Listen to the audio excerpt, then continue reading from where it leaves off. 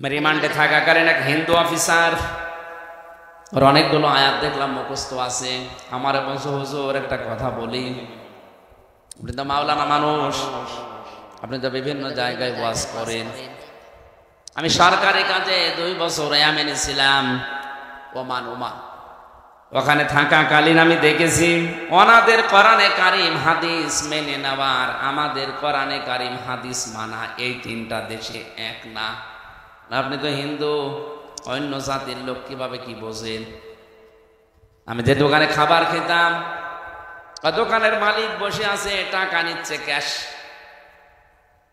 আর যেখানে খাবার দেয় হোটেলের বয় বলা হয়, ওটা ওই মালিকের নিজের আপন ছোট ছেলে। মানুষকে রুটি দেয়, পানি দেয়, এগুলো সব টেনে দেয় তরকারি।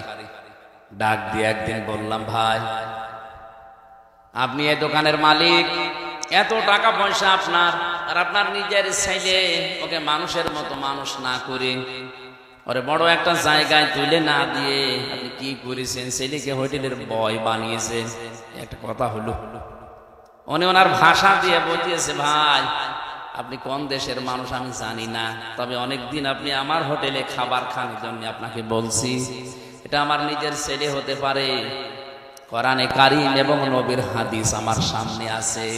ইয়া আইয়ুহাল্লাযীনা আমানু ইন্না মিন আযওয়াজিকুম ওয়া আওলাদিকুম আদুওয়াল লাকুম ফাহযারুহুম ইলা আখির আয়াত।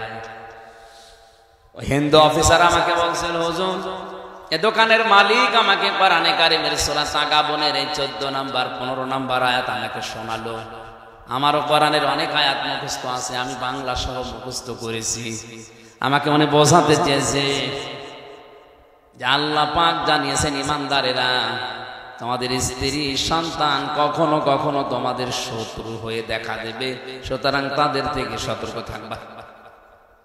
আমার এই সন্তানটাকে আমি যা মনে করি, আপনাকেও আমি একই জিনিস মনে করি, কারণ আল মুসলিম আখুল মুসলিম, মুসলমান মুসলমানের ভাই। আপনি জাতিতে কি, আপনাকে তো আমি চিনি না, তো মুসলমান মনে করি বলছি। আমার এই নিজের আপন সন্তানকে আমি যা মনে করি, পৃথিবীর 175 কোটি মুসলমানকে আমি তাই মনে করি না। এখানে বোঝার চেষ্টা করেন তো কথাটা কি বোঝাতে চাইলেন তিনি? যে আমার দায়িত্ব ছিল নবীর হাদিস অনুযায়ী আমার এই সন্তানের একটা সুন্দর নাম রাখা, আমি ওর নাম রেখে দিয়েছি আব্দুর রহমান। 2 নম্বরে ওকে আমি দ্বীনের শিক্ষা দেওয়া, এটা আমার দায়িত্ব ছিল। দ্বীনের শিক্ষা মানে হাফেজ মাওলানা শায়েখ বানানো লাগবে না, ইসলাম মানতে যতটুকু প্রয়োজন অতটুকু শিক্ষা দেওয়া ফরজ আমি শিখিয়েছি। অন্তত ইসলামের যে মৌলিক জিনিস এগুলো মানতে পারে। 3 নম্বরে ওকে একটা সৎ পাত্রী দেখে পাত্রস্থ করা আমার দায়িত্ব ছিল, আমি একটা সৎ পাত্রী দেখে ওকে বিয়ে দিয়েছি। 4 নম্বরে ওকে একটা হালাল কর্মজীবন তৈরি করে দেওয়া আমার দায়িত্ব ছিল, আমি দিয়েছি আমার সামর্থ্য অনুযায়ী। আমার দোকানেও কর্মচারী হয়ে কাজ করে, মনে করেন 20,000 টাকা বেতন পায়, এটা দিয়ে ওর সংসার হালাল ভাবে ভালোভাবে ওর স্ত্রী নিয়ে চলছে, কোনো অসুবিধা নেই। আমি তো আর ওর জন্যে 5 লাখ 10 লাখ 20 লাখ টাকা খরচ করে হারাম কোনো কাজে সুপারিশ করে একটা চেয়ারে বসিয়ে দিতে পারি না। কথাটার ওজন কত আপনি টের পাচ্ছেন? আজ বাংলার 1734 জন মানুষ দায়িত্বে আছে। এই ওমানের এই দোকানদার মুসলমানের মতো যদি এদের মন মানসিকতা তৈরি হয়ে যেত, এই দেশে ঘুষ নেওয়ার জন্য পিটিয়েও লোক পাওয়া যেত না। তিনি কি বোঝাতে চেয়েছেন?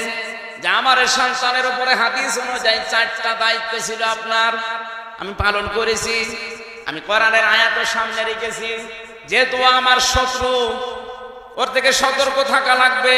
ওকে এমন জায়গায় আমি তুলে দিতে পারি না যে জায়গায় যে ও যেখানে বসার যোগ্যতা রাখে না।